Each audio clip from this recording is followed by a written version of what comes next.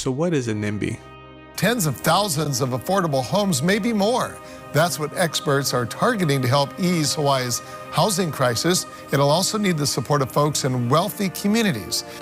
NIMBY, or not in my backyard. People don't want anything near them. NIMBY is a term currently used to describe people who oppose the building of any sort of community development projects in their neighborhood that they deem undesirable or hazardous to the nature of their community. This often ranges from things like affordable government housing that could bring down their own property values to homeless shelters that they fear may attract undesirables to their community. NIMBY stands for Not in My Backyard, a phrase that denotes someone's stance on wanting a solution to an issue so long as it does not negatively impact their own neighborhood. But where are you going to put them? Where are you going to build them? Nobody wants you to build low-cost housing near their house.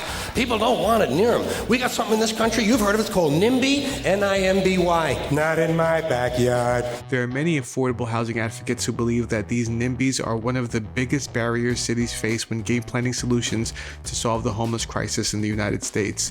This often manifests with a neighborhood of homeowners organizing actions to stop the progress of these community development projects. You're bringing the homelessness over here. You're inviting it to our area. The Nonprofit Housing Association of Northern California describes NIMBYs more politically correctly as local opposition. Local opposition often has deep roots in fear, racism, classism, ableism, and growing anti-development reactions.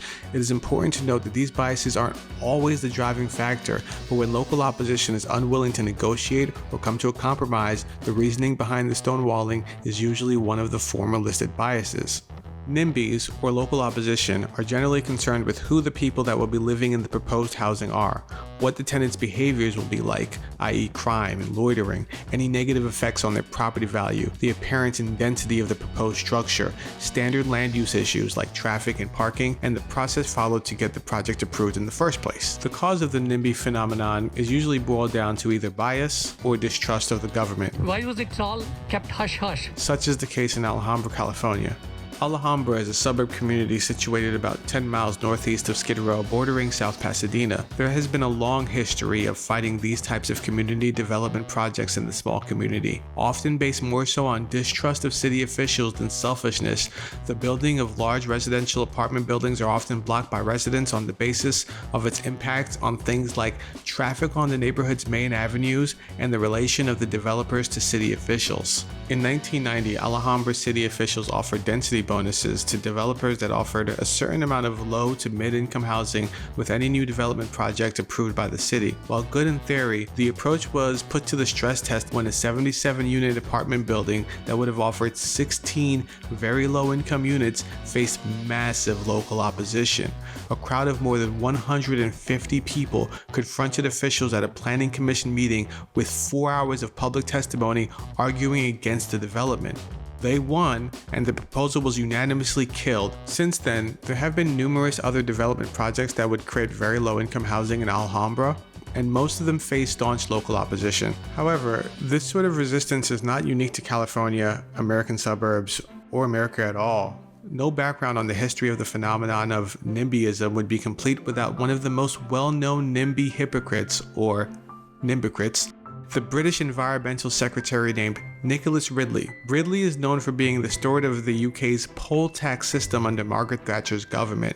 A brash and outspoken individual, Ridley used his position to attack the rural middle classes for their opposition to local developments commonly, calling it crude NIMBYism. Protesters were believed at the time to be putting their self-interest ahead of the needs of society, and that their objections were selfish rather than principled.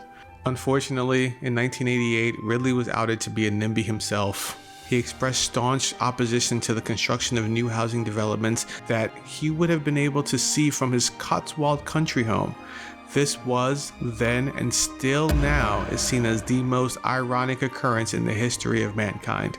A 2002 BBC article's headline on NIMBYs proclaims, "Those campaigners who proclaim not in my backyard raise big questions about which is more important, the common good or individual rights. But could they be in fact the same thing?"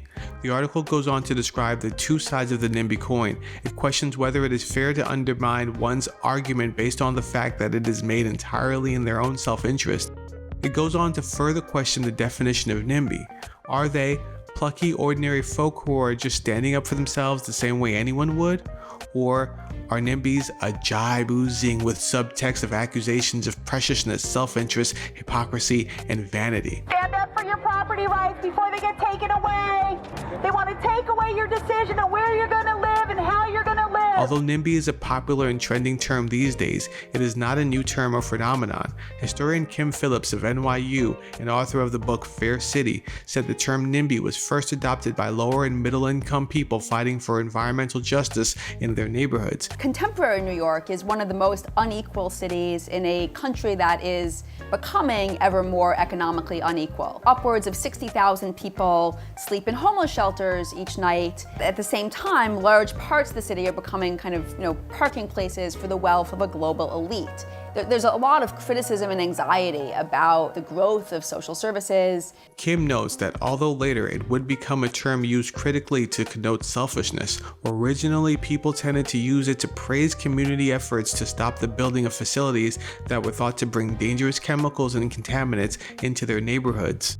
People with NIMBY syndrome only care about their local community, even when that stance brings about undesirable occurrences in other communities. Another early reported use of the term was in the 1970s to describe citizens of communities in New Hampshire and Michigan who refused to allow their electric utility companies to use nuclear power. The term NIMBY was allegedly first written about by Emily Travel Livesey, who used it to refer to opponents of hazardous waste material sites such as landfills. The main issue with NIMBYism is that the solution to these development quarrels are often that they be placed in poorer, minority-majority neighborhoods as opposed to their own well-to-do communities.